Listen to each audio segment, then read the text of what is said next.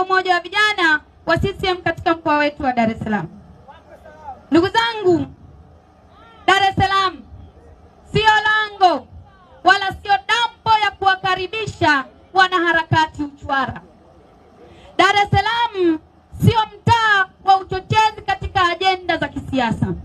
Na sisi wana Dar es Salaam tumekubaliana wote, hatufundishwi utu wetu na mataifa ya nje. Utu wetu tumeendelea kuurithi kupitia historia yetu iliyoasisiwa na waasisi wetu. CCM oye! Dar es Salaam tumekubali na itikadi ya Chama cha Mapinduzi, tumekubaliana